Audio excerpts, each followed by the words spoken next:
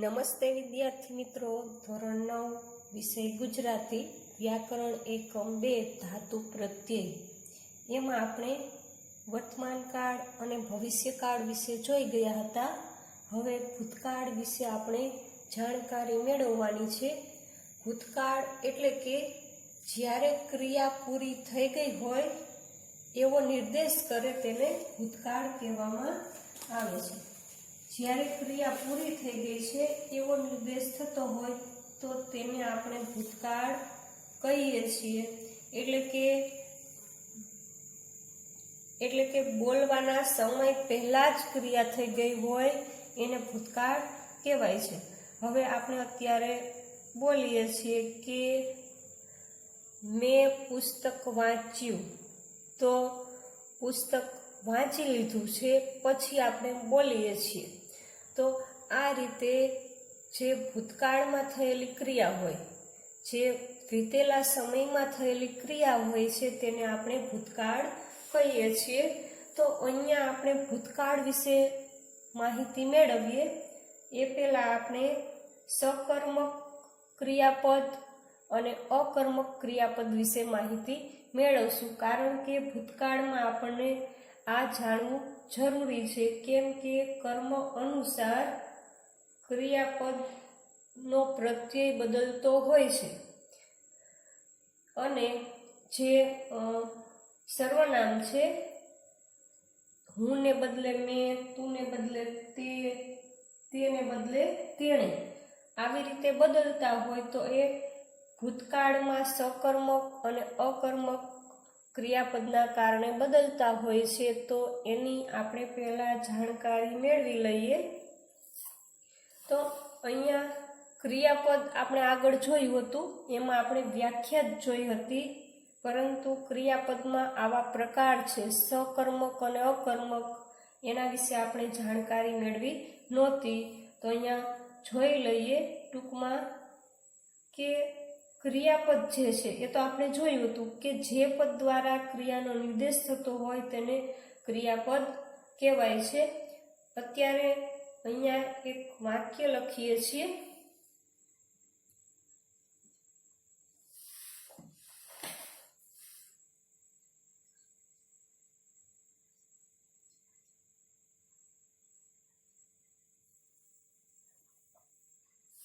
મોહને લાડવો ખાધો.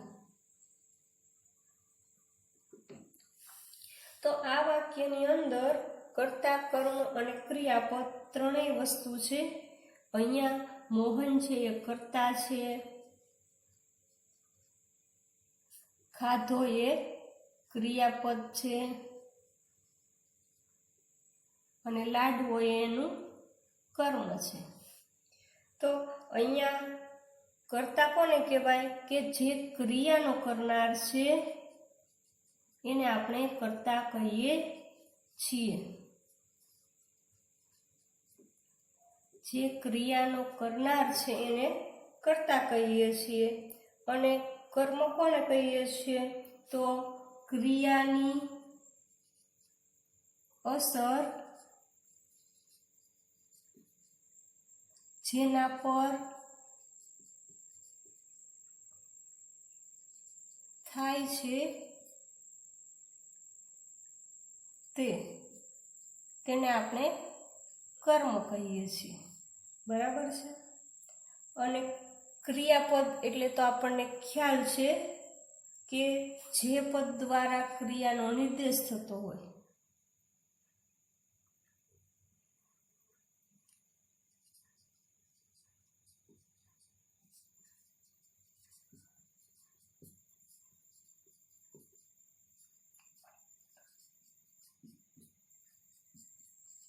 તે ક્રિયાપદ.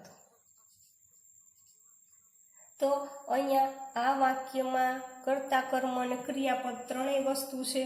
આ ત્રણેય વસ્તુ હોય ત્યારે જ વાક્યનો સંપૂર્ણ રીતે અર્થ સમજી શકાતો હોય છે. તો અહીંયા આપણે જોઈએ તો ક્રિયા કરનાર છે વાક્યમાં એ કોણ છે?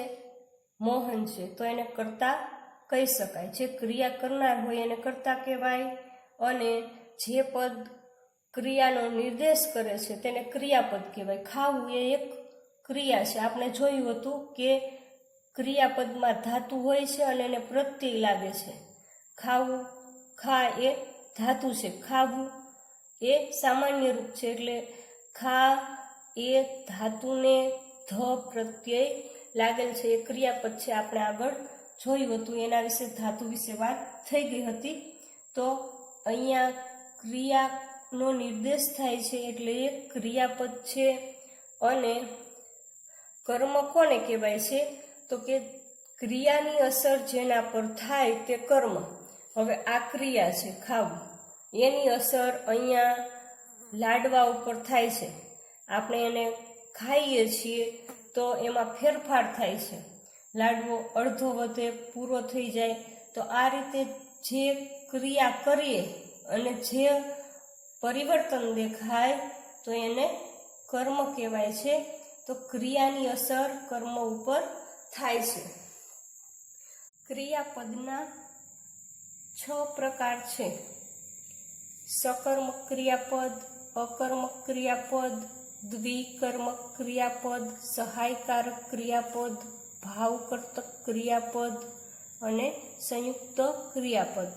પરંતુ આપણને ભૂતકાળમાં જે વાક્યો જોઈએ છીએ એમાં આ 2 ક્રિયાપદ વિશે ખબર હોવી જોઈએ કે સકર્મક ક્રિયાપદ કોને કહેવાય અને અકર્મક ક્રિયાપદ કોને કહેવાય. આ 2 ક્રિયાપદ વિશે ખાસ સમજ હોવી જોઈએ. એટલા માટે અહીંયા આપણે 2 ક્રિયાપદ તો જોશું જ, પરંતુ જે આ બીજા ક્રિયાપદ છે એની ટૂંકમાં માહિતી મેળવી લઈએ, પછી ભૂતકાળ વિશે આપણે જોઈએ. તો ક્રિયાપદનો પહેલો પ્રકાર છે સકર્મક ક્રિયાપદ. જે ક્રિયાપદ કર્મ લઈ શકે તેને સકર્મક ક્રિયાપદ કહેવાય છે. જે ક્રિયાપદ કર્મ લઈ શકતું હોય તેને સકર્મક કહેવાય. સકર્મક એટલે કે સ એટલે સાથે, કર્મક એટલે કે કર્મ, કર્મ સાથે ક્રિયાપદ હોય તેને સકર્મક ક્રિયાપદ કહેવાય છે. અને એક આ પોઈન્ટ યાદ રાખવાનો છે સકર્મકમાં કે જે ક્રિયાપદ સકર્મક હોય ત્યારે પરિવર્તન કર્મમાં દેખાય છે. અને અહીંયા આપેલા ક્રિયાપદ છે એ બધા સકર્મક ક્રિયાપદ છે. લખવું, વાંચવું, ખાવું, પીવું, દળવું, આ બધા સકર્મક ક્રિયાપદ છે, કારણ કે આ બધા ક્રિયાપદ કર્મ લઈ શકે છે. એટલા માટે એ સકર્મક ક્રિયાપદ છે. આપણે આગળ જોયું કે કર્મ એટલે શું, તો હવે આપણને ખ્યાલ આવશે. વાક્ય જોઈએ એટલે ઉદાહરણમાં પેલું વાક્ય છે મેં ચિત્ર દોર્યું. તો અહીંયા મેં એક કર્તા છે, દોર્યું એ ક્રિયાપદ છે અને ચિત્ર એ શું છે? કર્મ છે. ક્રિયાપદ આગળ પાછળ પણ આવી શકે. તો આ જે ક્રિયાપદ છે દોરવું, દોરવું ક્રિયાપદ જે છે એ કર્મ લઈ શકે છે. હવે આપણે આ ક્રિયાપદ સકર્મક છે કે અકર્મક એ જાણવું હોય ને તો મનમાં એક પ્રશ્ન પૂછવાનો કે દોર્યું પણ શું? તો ચિત્ર, ત્યારે એનું કર્મ મળે. તો આ ચિત્ર એ શું છે? કર્મ છે. હવે પરિવર્તન કર્મમાં દેખાય ત્યારે એ ક્રિયાપદ સકર્મક ક્રિયાપદ હોય. હવે અહીંયા દોરવાની ક્રિયા છે, એના કારણે પરિવર્તન થયું, પણ શેમાં? કર્મમાં. કે એક ચિત્ર દોરાયું તો આ કર્મ બન્યું, એટલા માટે ચિત્ર એ કર્મ છે. ત્યારબાદ બીજું ઉદાહરણ છે તેણે સમોસા ખાધા. તેણે એક કર્તા જે ક્રિયા કરે છે, સમોસા ખાવાની ક્રિયા કરનાર હોય એને કર્તા કહેવાય. તેણે એટલે કે એ સર્વનામ છે, અહીંયા નામ નથી આપ્યું. નામને બદલે જે શબ્દ મુકાય એને સર્વનામ કહેવાય છે. આપણે આગળ વિડીયોમાં જોયું હતું. તો તેણે એટલે કોને? એ નામ નથી આપ્યું એટલે સર્વનામ છે. અને ખાધા એ ક્રિયાપદ છે, ખાવું એ ક્રિયા છે. તો અહીંયા આ જે ખાવું ક્રિયા છે એ જે ક્રિયાપદ છે, ખાવું એ તો ક્રિયા છે. અહીંયા આ ખાધા એ ક્રિયાપદ છે, એ કર્મ લઈ શકે છે. ખાધા પણ શું? તો સમોસા. ક્રિયાપદને પ્રશ્ન પૂછવાનો શું એટલે ખ્યાલ આવી જાય કે આ ક્રિયાપદ ખાધા એ ક્રિયાપદ કર્મ લઈ શકે છે કે નથી લઈ શકતું. તો અહીંયા ખાધા પણ શું એમ પૂછ્યું એટલે ખ્યાલ આવી જાય કે સમોસા. સમોસા એ શું થયું? એનું કર્મ થયું. કારણ કે જે સકર્મક ક્રિયાપદ હોય તો એનું પરિવર્તન કર્મમાં દેખાય. હવે ખાધા તો સમોસા જે છે એ પેટમાં જતા રહ્યા, તો આ એક કર્મ થયું. તો અહીંયા આ સમોસા એ કર્મ છે અને આ ખાધા ક્રિયાપદ આ કર્મ લઈ શકે છે. ત્યારબાદ ત્રીજું ઉદાહરણ છે, શિક્ષકે પાઠ ભણાવ્યો. શિક્ષક કરતા છે, ક્રિયા કરનાર હોય એ કરતા, અને ભણાવ્યો એ ક્રિયાપદ છે. તો આ જે ક્રિયાપદ છે એ કર્મ લઈ શકે છે. ભણાવ્યો પણ શું? તો કે પાઠ. હવે પાઠ છે એ એનું કર્મ છે. હવે અહીંયા પરિવર્તન કર્મમાં દેખાય છે કે પેલા પાઠ નહોતો આવડતો પરંતુ હવે પાઠ આવડી ગયો, તો એક કર્મ થયું. તો અહીંયા જે સકર્મક ક્રિયાપદ હોય ત્યારે પરિવર્તન કર્મમાં દેખાય. હવે ચોથું વાક્ય છે, મીનાએ રોટલી બનાવી. મીનાએ કરતા છે, એ ક્રિયા કરે છે રોટલી બનાવવાની, તો એક કરતા છે. અને બનાવી એ શું છે? બનાવી એ ક્રિયાપદ છે. બનાવવું એ ક્રિયાપદ છે. તો હવે રોટલી બનાવી પણ શું? તો રોટલી. રોટલી એ શું થયું? કર્મ થયું. હવે જે બનાવવાની ક્રિયા છે એના કારણે અહીંયા કર્મમાં પરિવર્તન દેખાણું કે પેલા રોટલી નહોતી પણ હવે એ બની ગઈ છે, તો આ એક કર્મ થયું. તો આવી રીતે જ્યારે સકર્મક ક્રિયાપદ હોય ને ત્યારે કર્મમાં પરિવર્તન દેખાય છે. તો અહીંયા આપણે એમ લખીએ છીએ કે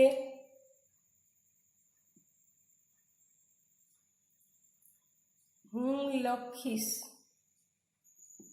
તો આ જે વાક્ય છે એમાં કર્મ નથી આપેલું. હું લખીશ પણ શું લખીશ એ કીધેલું નથી. કર્મ અત્યારે આ વાક્યમાં નથી, છતાં પણ લખવું એ ક્રિયાપદ સકર્મક ક્રિયાપદ છે. એ આપણે ખાસ ધ્યાન રાખવાનું છે કે હવે હું ખાઈશ એમ કીધું હોય કે મેં ખાધું. અહીંયા તેણે સમોસા ખાધા, તો માત્ર અહીંયા કર્મ જે છે અત્યારે નથી લખતા, તેણે ખાધા એટલું જ લખીએ છીએ. પરંતુ શું ખાધું એ તો લીધું નથી કર્મ, પણ ગમે ત્યારે એ લઈ શકાય છે. એટલે આ ક્રિયાપદ સકર્મક ક્રિયાપદ જ કહેવાય. હવે અહીંયા કર્મ લખેલું નથી કે હું નિબંધ લખીશ, મેં નિબંધ લખ્યો.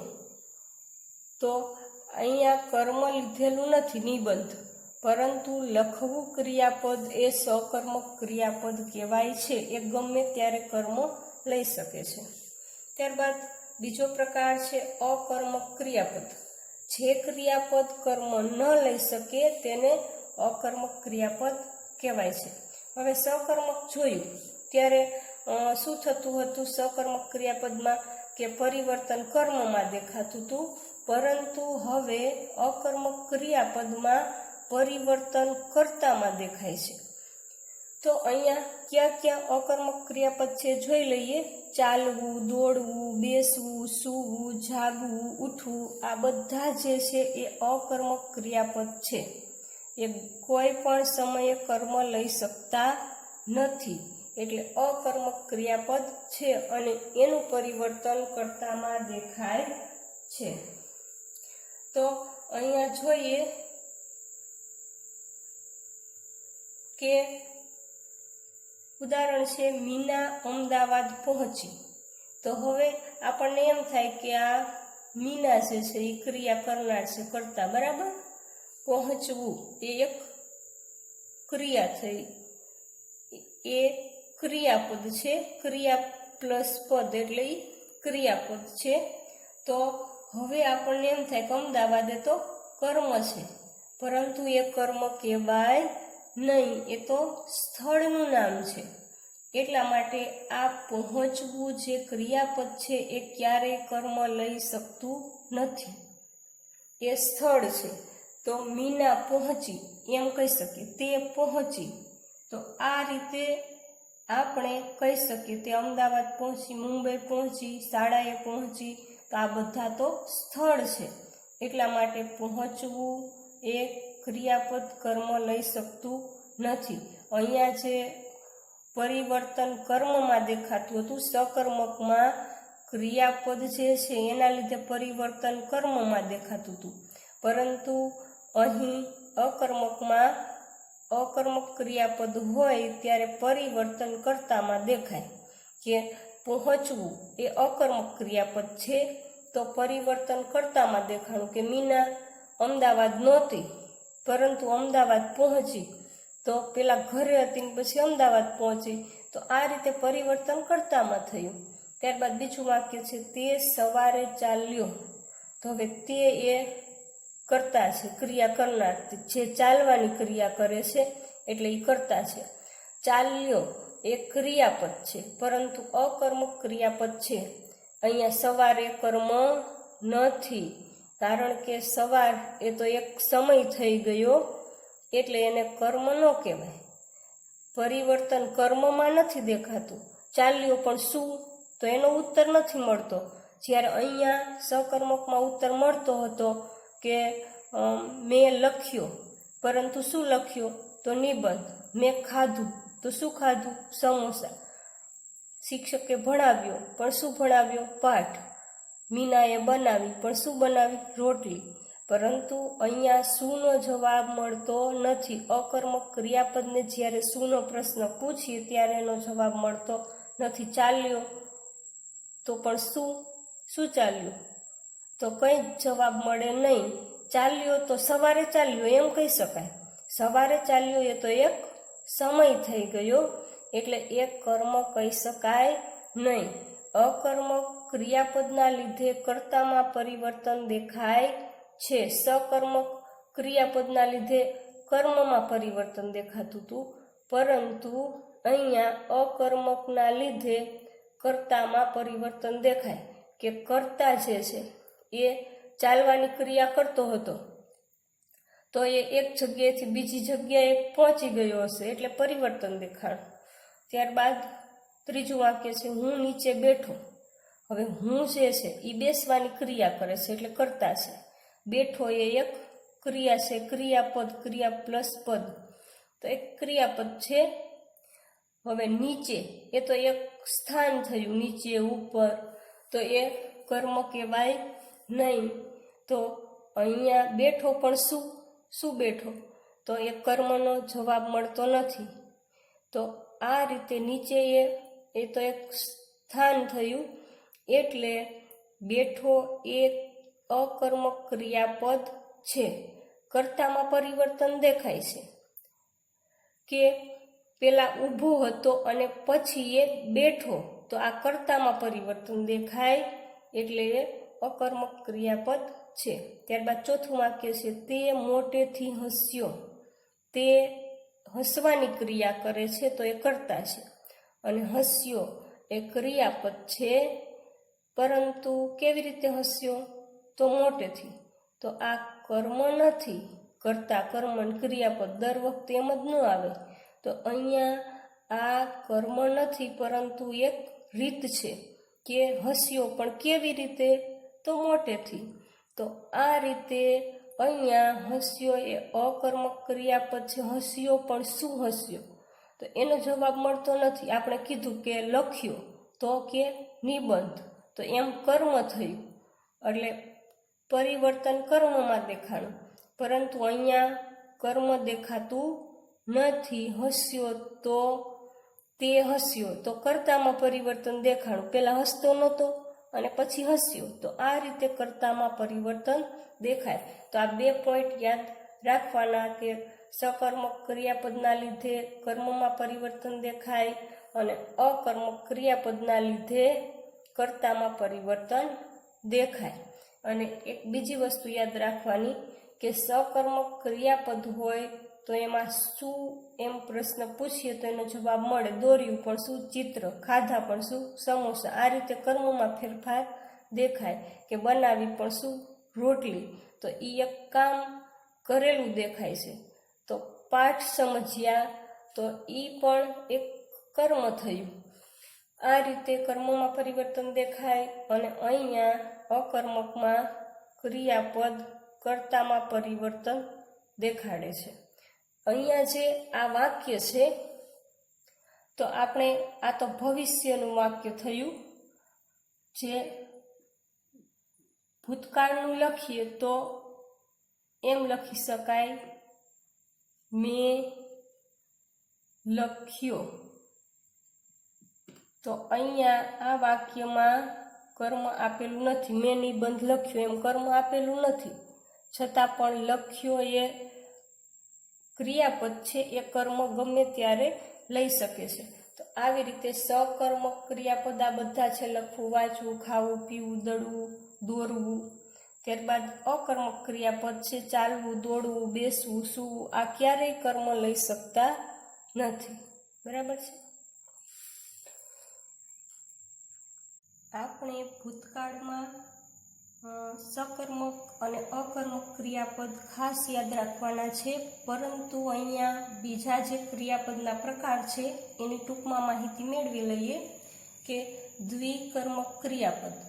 દ્વિકર્મક ક્રિયાપદ જે છે એમાં બે કર્મ રહેલા હોય છે. વાક્યમાં આપણે એમ માનીએ કે એક જ કર્મ છે, પરંતુ ઘણી બધી વખત બે કર્મ આવતા હોય છે. અહીંયા વાક્ય આપેલું છે કે રાકેશે મોહનને પેન આપી. રાકેશ એ કર્તા છે, આપવાની ક્રિયા કરે છે, અને આપી એ ક્રિયાપદ છે. પરંતુ અહીંયા બે કર્મ છે. આપી પરંતુ શું? તો કે પેન. પેન એ મુખ્ય કર્મ થયું અને મોહન એ ગૌણ કર્મ થયું. મુખ્ય એટલે કે પહેલું અને ગૌણ એટલે કે બીજું.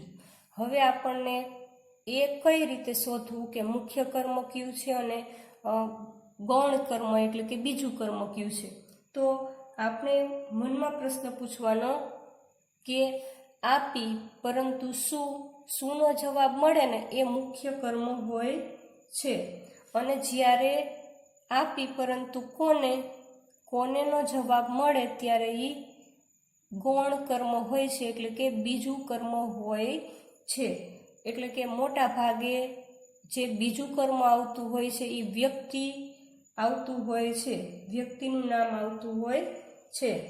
તો એટલે કે આ જે વ્યક્તિ હોય એ બીજું કર્મ હોય છે. હવે અહીંયા દ્વિકર્મક ક્રિયાપદ છે એમાં બે કર્મ રહેલા હોય છે, મુખ્ય કર્મ અને ગૌણ કર્મ. તો અહીંયા જે વાક્ય છે રાકેશે મોહનને પેન આપી. રાકેશ કરતા, આપી એ ક્રિયાપદ. આપી પરંતુ શું? શુંનો જવાબ મળે તો એ મુખ્ય કર્મ હોય, અને કોણ એનો જવાબ મળે ત્યારે એ બીજું કર્મ ગૌણ કર્મ હોય છે. મોટા ભાગે બીજું કર્મ હોય છે એ વ્યક્તિ જ હોય છે. પછી ચોથો પ્રકાર છે સહાયકારક ક્રિયાપદ. સહાયકારક ક્રિયાપદ છે એ કાળ અને અર્થ સૂચવવા મુખ્ય ક્રિયાપદને સહાય કરે છે. હવે કાળ એટલે કે વર્તમાન કાળ, ભૂતકાળ કે ભવિષ્યકાળ છે એ સૂચવવા માટે જે સહાય કરતું ક્રિયાપદ હોય એને સહાયકારક ક્રિયાપદ કહેવાય છે. હવે અહીંયા વાક્ય જોઈએ તો ગઈકાલે વાવાઝોડું આવ્યું હતું. ગઈકાલ એ તો ભૂતકાળ માટે વપરાય છે. આવતીકાલ હોય તો ભવિષ્ય, પરંતુ આ ગઈકાલ છે તો એ ભૂતકાળ છે. અને હતું એ પણ શું છે? ભૂતકાળ છે. તો અહીંયા વાવાઝોડું આવ્યું. આવ્યું એ શું છે? મુખ્ય ક્રિયાપદ છે. વાવાઝોડું આવ્યું એ મુખ્ય ક્રિયાપદ છે, પરંતુ આટલું બોલીએ તો એ આપણે ભૂતકાળ છે એમ સૂચવાતું નથી.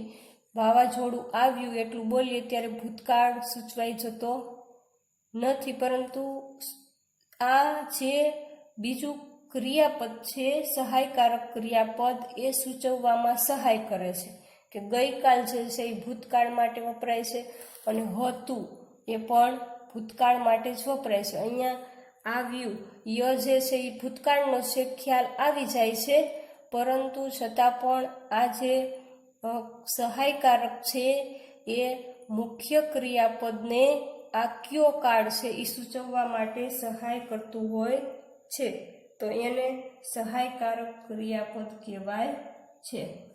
ત્યારબાદ પાંચમો પ્રકાર છે ભાવ કરતું ક્રિયાપદ. તો ક્રિયાનો ભાવ કરતા હોય તે ક્રિયાપદને ભાવ કર્તૃ ક્રિયાપદ કહેવાય છે. હવે જે ક્રિયાનો ભાવ કરતા હોય એને ભાવ કર્તૃ ક્રિયાપદ કહેવાય. હવે અહીંયા વાક્ય છે મને અહીં ગમતું નથી. હવે આ ગમતું નથી એ શું છે? એક ક્રિયા છે, એક ક્રિયાપદ છે. હવે આ ગમતું નથી પરંતુ કોને? તો એનો ભાવ કરતા છે, તો મને. તો અહીંયા આ જે ટૂંકમાં અહીંયા કહીએ ને તો કર્તાનો ભાવ સૂચવાતો હોય છે. બીજું ઉદાહરણ જોઈએ તો મને પગમાં દુખે છે, તો અહીંયા ભાવ જે અનુભવાતું હોય છે એ સૂચવાતું હોય તો એ ભાવ કર્તૃ ક્રિયાપદ કહેવાય છે. મજા પડવી, સૂઝવું, આવા બધા ક્રિયાપદ ભાવ કર્તૃ ક્રિયાપદ હોય છે. ત્યારબાદ સંયુક્ત ક્રિયાપદ. હવે સંયુક્ત ક્રિયાપદ એટલે શું? તો કે જ્યારે વાક્યમાં બે ક્રિયાપદ સાથે આવતા હોય અને એ એક જ ક્રિયા દર્શાવે ત્યારે તેને સંયુક્ત ક્રિયાપદ કહેવાય. અહીંયા ઉદાહરણ જોઈએ તો પાણી પી લો. હવે પીવાની ક્રિયા અને લેવાની ક્રિયા બે ક્રિયાપદ છે. હવે એ બે ક્રિયાપદ સાથે મળીને એક જ ક્રિયા સૂચવે છે.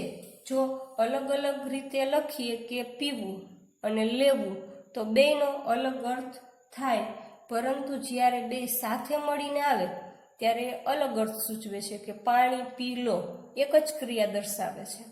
ત્યારબાદ બીજું વાક્ય છે મોહન પડી ગયો. અહીંયા બે ક્રિયાપદ છે, પડવું અને જવું એટલે કે ગયો. તો મુખ્ય ક્રિયા તો પડવાની છે કે મોહન પડ્યો એમ પણ કહી શકીએ, પરંતુ અહીંયા ગયો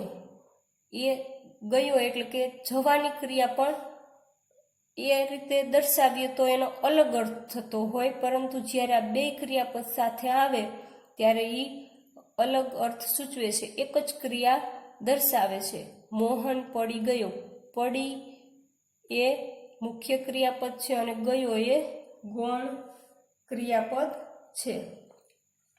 તો અહીંયા પણ પીવું એ મુખ્ય ક્રિયાપદ છે, લેવું એ ગૌણ છે. પાણી પીવું એટલે આ મુખ્ય થયું અને આ લેવું એ ગૌણ થયું. આ રીતે બે ક્રિયાપદ આવીને એક જ ક્રિયા દર્શાવતા હોય તો એને સંયુક્ત ક્રિયાપદ કહેવાય છે. તો હવે ભૂતકાળ વિશે વાત કરીએ. આપણે અકર્મક ક્રિયાપદ અને સકર્મક ક્રિયાપદ વિશે જોઈ ગયા છીએ, એટલે આપણને સરળતાથી સમજાઈ જશે. ભૂતકાળ એટલે કે જે ક્રિયા પૂરી થઈ ગઈ હોય એવો નિર્દેશ થતો હોય તો એને આપણે ભૂતકાળ કહીએ છીએ. બોલવાના સમય પહેલાં જ ક્રિયા થઈ ચૂકી હોય તો એને ભૂતકાળ કહેવાય છે. હવે અહીંયા અકર્મક ક્રિયાપદ હોય છે ત્યારે આપણે પ્રથમ પુરુષ, બીજો પુરુષ અને ત્રીજો પુરુષ, આ તો આપણને ખ્યાલ જ છે, સર્વનામમાં પણ ભણી ગયા છીએ. તો એક વચન અને બહુવચન એ પણ આપણને ખબર છે. તો અહીંયા જે અકર્મક ક્રિયાપદ છે દોડ્યો, એ ક્રિયાપદ કર્મ લઈ શકતું નથી. કોઈ પણ સમયે ક્રિયાપદ કર્મ લઈ શકતું નથી. તો અહીંયા પ્રથમ પુરુષ હું હોય ત્યારે એને જ્યારે એ પુલ્લિંગ હોય છે ત્યારે ઓ પ્રત્યય આવે છે. અહીંયા હું દોડ્યો, તો દોડ્યો એક ક્રિયાપદ જે છે એ ભૂતકાળનું છે. એમાં દોડ જે છે એ ધાતુ છે, દોડ એ ધાતુ છે અને ય જે છે એ ભૂતકાળનો પ્રત્યય છે અને ઓ છે એ લિંગનો પ્રત્યય છે. પુલ્લિંગ, સ્ત્રીલિંગ અને નપુંસકલિંગ એના વિશે આપણને ખબર છે. પુલ્લિંગ શબ્દ હોય તો એને ઓ પ્રત્યય આવતો હોય છે. સ્ત્રીલિંગ શબ્દ હોય તો એને ઈ પ્રત્યય આવતો હોય છે અને જો નપુંસકલિંગ શબ્દ હોય તો એ ત્યારે એને ઉ પ્રત્યય આવતો હોય છે. હવે આપણે કેવો એમાં ઓ પ્રત્યય આવે, કેવી એમાં ઈ પ્રત્યય આવે અને કેવું એમાં ઉ પ્રત્યય આવે. કોઈ પણ શબ્દ હોય ત્યારે મનમાં પ્રશ્ન પૂછીએ કે કેવો, કેવી ને કેવું, તો આપણને ખબર પડી જાય કે આ પુલ્લિંગ છે, સ્ત્રીલિંગ છે કે નપુંસકલિંગ છે. હવે આપણે ટેબલ કેવું એમ કહી શકીએ, કેવો એમ કહી શકીએ નહીં. પલંગ કેવો એમ કહી શકીએ. ત્યારબાદ એ રીતે આપણને જે લિંગ છે એની ખબર પડે છે. નિબંધ તો કેવો, કવિતા તો કેવી. આ રીતે ઓ, ઈ અને ઉ એના ઉપરથી લિંગનો ખ્યાલ આવે છે. તો હું દોડ્યો તો એમ કહીએ છીએ ત્યારે ખ્યાલ આવે છે કે ઈ પુરુષ છે, પુલ્લિંગ છે. જ્યારે એમ કહીએ કે હું દોડી તો આપણને ખબર પડે છે કે આ સ્ત્રીલિંગનો પ્રત્યય ઈ પ્રત્યય આ ક્રિયાપદમાં લાગેલ છે. તો અહીંયા દોડ જે છે એ ધાતુ છે, આપણને ખબર છે, ધાતુ વિશે જોઈ ગયા છીએ. અને અહીંયા સ્ત્રીલિંગનો પ્રત્યય ઈ છે.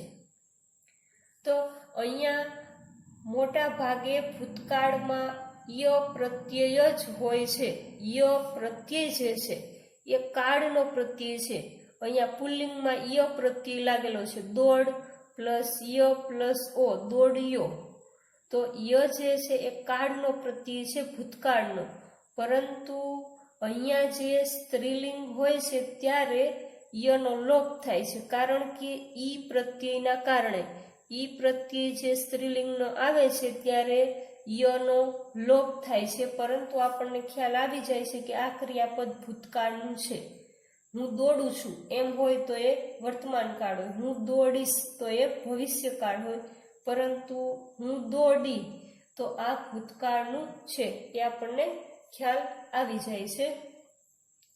ત્યારબાદ બહુવચન જે છે એમાં એ જ ક્રિયાપદ લઈએ છીએ આપણે. દોડ ધાતુ જે છે એ જ અહીંયા બધે લીધું છે, એને પ્રત્યય લાગેલ છે.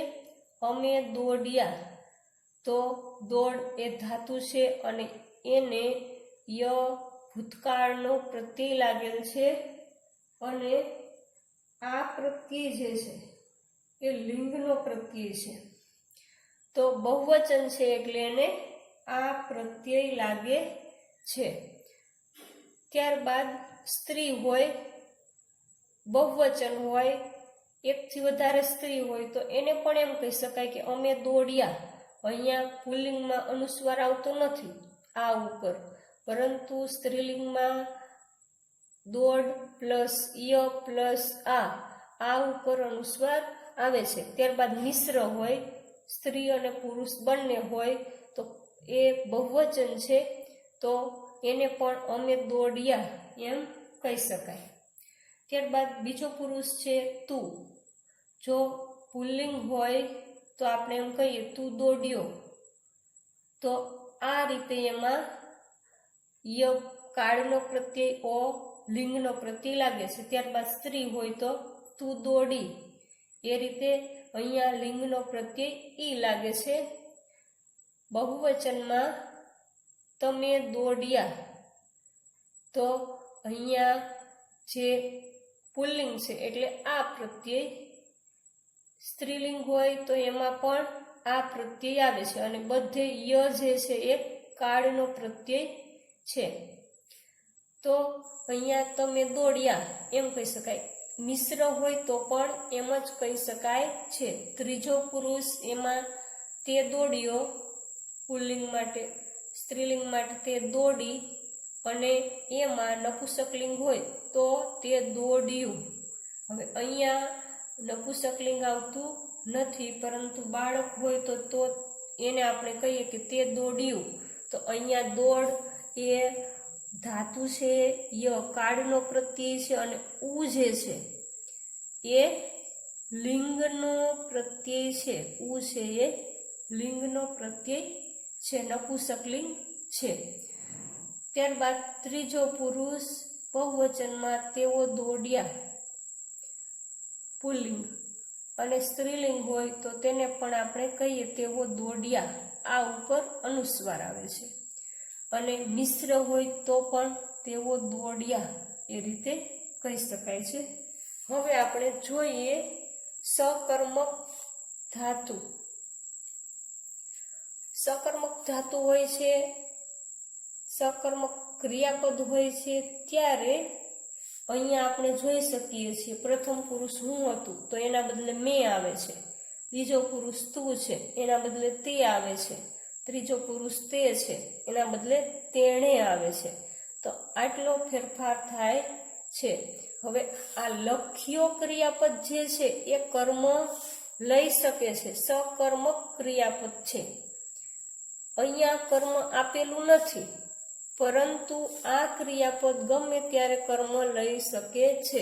હવે આપણે લખવું હોય તો લખી શકીએ કે મેં નિબંધ લખ્યો. તો અહીંયા તો કર્મ આપેલું નથી, પરંતુ એ કર્મ લઈ શકે છે. લખ્યો તો શું લખ્યો? તો નિબંધ. નિબંધ એનું કર્મ છે. પરંતુ અહીંયા આપણે આગળ જે ક્રિયાપદ જોયું પ્રથમ, બીજો અને ત્રીજો પુરુષમાં દોડ્યો, દોડી, એ ક્રિયાપદ દોડવું જે ક્રિયાપદ છે એ ક્યારેય કર્મ લઈ શકતું નથી. દોડ્યા, પણ શું દોડ્યા?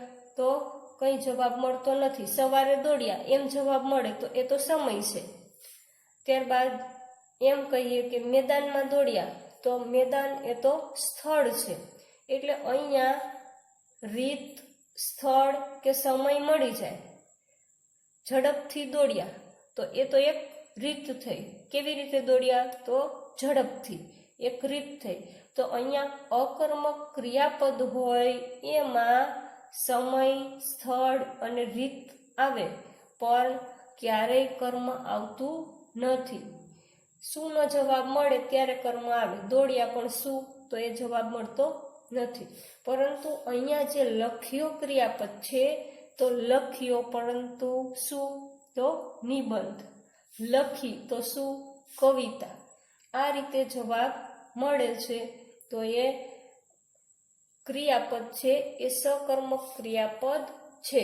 જો પુલ્લિંગ હોય તો લખ્યો, અહીંયા ય કાળનો પ્રત્યય છે, આપણને ખબર છે. લખ એ ધાતુ છે અને ય કાળનો પ્રત્યય છે ભૂતકાળનો, અને ઓ જે છે એ લિંગનો પ્રત્યય છે. હવે છોકરો બોલતો હોય ત્યારે એ છોકરો એ તો પુલ્લિંગ છે, પરંતુ અહીંયા જે કર્મ છે એના અનુસાર ક્રિયાપદને પ્રત્યય લાગે છે. હવે અહીંયા છોકરો હોય કે છોકરી એ બોલે, છોકરી પણ એમ બોલે કે મેં નિબંધ લખ્યો, તો એ પણ એમ બોલે, અને છોકરો પણ એમ જ બોલી શકે કે મેં નિબંધ લખ્યો. તો કર્તાને અનુસરીને નથી, પરંતુ કર્મને અનુસરીને ક્રિયાપદને પ્રત્યય લાગે છે. હવે આ નિબંધ એ શું છે? કર્મ છે. તો એને અનુસાર ક્રિયાપદને પ્રત્યય લાગેલ છે. મેં નિબંધ લખ્યો. હવે જો આપણે એમ કહીએ કે મેં કવિતા લખી, તો અહીંયા ક્રિયાપદમાં ઈ પ્રત્યય છે, સ્ત્રીલિંગનો પ્રત્યય છે. તો અહીંયા કવિતા જે છે એ શબ્દ સ્ત્રીલિંગ છે.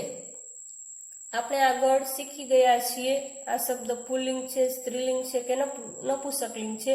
એ આપણે સમજવું હોય તો નિબંધ કેવો, એટલે જવાબ મળી ગયો કે એ શબ્દ પુલ્લિંગ છે. કવિતા કેવી, તો એ શબ્દનો જવાબ મળી ગયો એટલે એ સ્ત્રીલિંગ છે।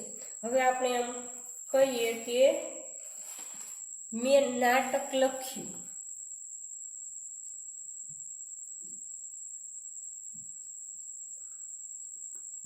તો અહીંયા લખ્યું ઉ પ્રત્યય છે, લખ એ ધાતુ છે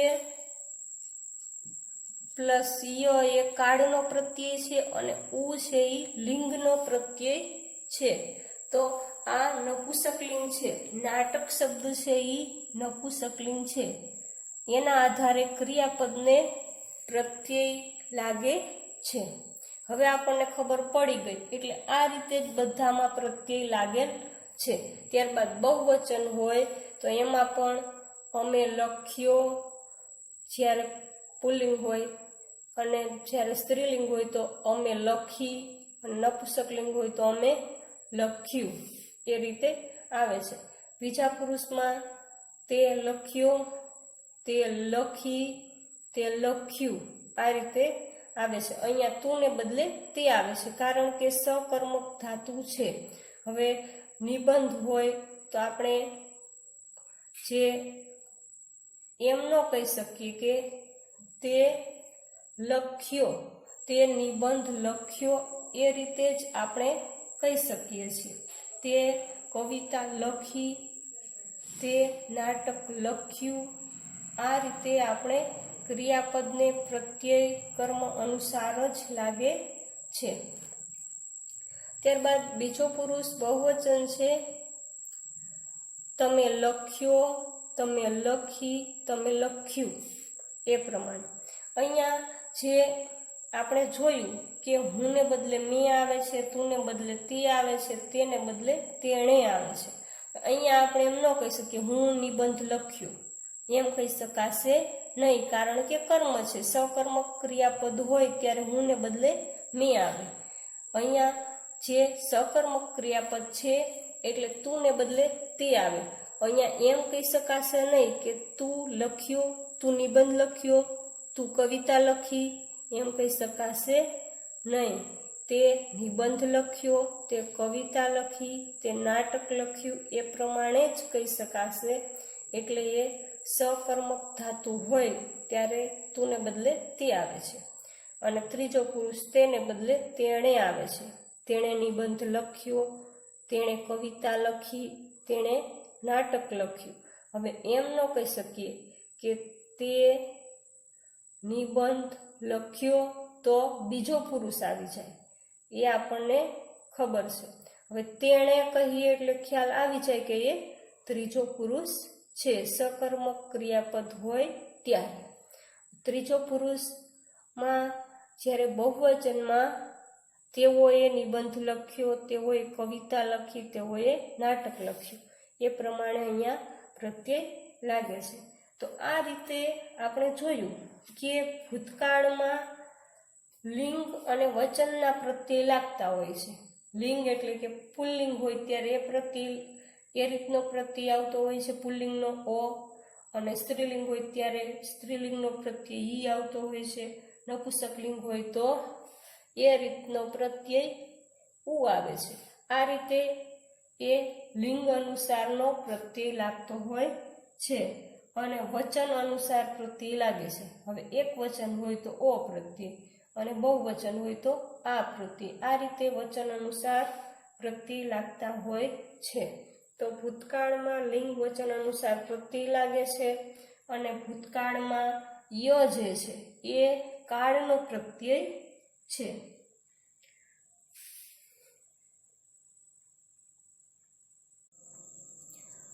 ભૂતકાળના રૂપો સાથે લિંગ વચનના પ્રત્યય લાગે છે। આપણે આગળ કોષ્ટકમાં જોયું કે ભૂતકાળના રૂપ છે એની સાથે લિંગ અને વચનના પ્રત્યય લાગતા હોય છે। પુલ્લિંગ હોય તો લખ્યો, સ્ત્રીલિંગ હોય તો લખી, અને નપુંસકલિંગ હોય તો લખ્યું, આ રીતે લિંગના પ્રત્યય લાગે છે। ત્યારબાદ એક વચન હોય, બહુવચન હોય, એ પ્રમાણે પ્રત્યય લાગતા હોય છે। દોડ્યો તો દોડ્યા, એ રીતે એક વચન અને બહુવચનના પ્રત્યય લાગે છે। ત્યારબાદ ભૂતકાળના પ્રત્યય તરીકે સામાન્ય રીતે ય આવતો હોય છે। હવે ભૂતકાળના મોટા ભાગના રૂપોમાં ય પ્રત્યય આવે છે, પરંતુ એક જે સ્ત્રીલિંગના રૂપો છે એમાં ઈ પ્રત્યય આવતો હતો. તો ભૂતકાળના સ્ત્રીલિંગના રૂપોમાં યનો લોપ ઈના કારણે થાય છે. ભૂતકાળના જે સ્ત્રીલિંગના રૂપો છે એમાં યનો લોપ થાય છે. પુલ્લિંગમાં દોડ્યો એ આવતું હતું, પરંતુ સ્ત્રીલિંગમાં દોડી એ રીતે આવે. તો યનો લોપ થાય એ સ્ત્રીલિંગના કારણે થતો હોય છે. સ્ત્રીલિંગના એકવચન અને બહુવચનના રૂપોમાં કોઈ ફેર નથી. સ્ત્રીલિંગનું એકવચન હોય કે લખી, તો બહુવચનમાં પણ લખી. એ રીતે એકવચન અને બહુવચનમાં બહુ ફરક નથી. જ્યારે ક્રિયાપદ ભૂતકાળ દર્શાવતું હોય ત્યારે એક કર્મ અનુસાર લિંગ વચનના પ્રત્યય ધારણ કરે છે. હવે જે ક્રિયાપદ છે એ ભૂતકાળ દર્શાવતું હોય છે ત્યારે કર્મ અનુસાર લિંગ વચનના પ્રત્યય લેતું હોય છે. અહીંયા આપણે જોઈએ છીએ ઉદાહરણ કે ડોશીએ બાજરી દળી. તો હવે આ દળી જે ક્રિયાપદ છે એ આ કર્મ અનુસાર પ્રત્યય લે છે.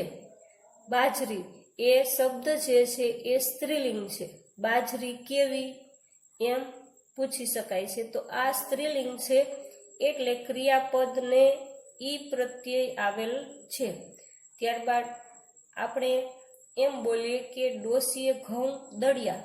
તો હવે દળિયા ક્રિયાપદમાં આ પ્રત્યય છે લિંગનો, તો એ પુલ્લિંગ છે ઘઉં એ. તો ઘઉં કેવા એ રીતે આપણને ખ્યાલ આવી જાય છે કે ઘઉં એ કર્મ જે છે એ પુલ્લિંગ છે. આપણે આગળ જોયું હતું કે મેં નિબંધ લખ્યો, મેં કવિતા લખી, મેં નાટક લખ્યું. તો આ પ્રમાણે કર્મ અનુસાર ક્રિયાપદને વચન અને લિંગના પ્રત્યય લાગતા હોય છે. અહીંયા એક વચન છે બાજરી અને ઘઉં એ બહુવચન છે. તો અહીંયા એ અનુસાર લિંગ વચન અનુસાર પ્રત્યય લાગેલ છે. ત્યારબાદ શુદ્ધ ભૂતકાળમાં સહાયકારકની જરૂર નથી. હવે આ બંને વાક્યો જે છે એ શુદ્ધ ભૂતકાળ કહેવાય. ડોશીએ બાજરી દળી, ડોશીએ ઘઉં દળ્યા. તો આ શુદ્ધ ભૂતકાળ છે બંને. પરંતુ એના સિવાયના વાક્યો જે જોઈએ છીએ તો એ ભૂતકાળના જ છે, પરંતુ અપૂર્ણ, પૂર્ણ અને ઈચ્છાવાચક છે. એમાં સહાયકારકની જરૂર પડે છે. આપણે આગળ સહાયકારક ક્રિયાપદ એમ જોયું હતું. તો જે મુખ્ય ક્રિયાપદ હોય એને ઓળખવા માટે એક જે બીજું ક્રિયાપદ હોય જે સહાય કરતું હોય છે તો એને સહાયકારક ક્રિયાપદ કહેવાય છે. અહીંયા વાક્ય છે મીના પુસ્તક વાંચતી હતી. તો વાંચતી એ મુખ્ય ક્રિયાપદ છે, પરંતુ ભૂતકાળ છે એવું ઓળખવામાં સરળતા કરી આપે છે. તો એ હતી એ સહાયકારક ક્રિયાપદ છે. તો વાંચતી હતી એ ક્રિયાપદ છે, એમાં વાંચતી એ મુખ્ય ક્રિયાપદ છે અને હતી એ સહાયકારક ક્રિયાપદ છે. પરંતુ આ જે વાંચતી હતી, પરંતુ વાંચવાની ક્રિયા પૂરી નથી થઈ ગઈ. ભૂતકાળની વાત છે પરંતુ પૂરી નથી થઈ ગઈ, એટલે એ અપૂર્ણ ભૂતકાળ છે. ત્યારબાદ બીજું વાક્ય છે મીનાએ રામાયણ વાંચી હતી. તો અહીંયા વાંચી એ મુખ્ય ક્રિયાપદ છે અને હતી એ સહાયકારક ક્રિયાપદ છે. ભૂતકાળનું જ વાક્ય છે અને રામાયણ વાંચી હતી એટલે આ પૂર્ણ ભૂતકાળ સૂચવે છે. તો આ જે શુદ્ધ ભૂતકાળ છે એના સિવાયના વાક્યોમાં સહાયકારકની જરૂર પડે છે. અપૂર્ણ, પૂર્ણ અને ઈચ્છાવાચક એમાં સહાયકારક ક્રિયાપદની જરૂર પડતી હોય છે. ત્યારબાદ વાક્ય છે મારે કવિતા વાંચવી હતી. હવે અહીંયા વાંચવી એ મુખ્ય ક્રિયાપદ છે અને હતી એ સહાયકારક ક્રિયાપદ છે. તો હવે અહીંયા ઈચ્છા દર્શાવે છે કે મારે રામાયણ વાંચવી હતી, એની ઈચ્છા હતી વાંચવાની. તો આ ભૂતકાળનું વાક્ય છે, પરંતુ ઈચ્છાવાચક ભૂતકાળ છે, તો એમાં સહાયકારકની જરૂર પડે છે. તો અહીંયા આ રીતે શુદ્ધ ભૂતકાળમાં સહાયકારકની જરૂર નથી, પરંતુ અપૂર્ણ, પૂર્ણ અને ઈચ્છાવાચકમાં સહાયકારકની જરૂર હોય છે.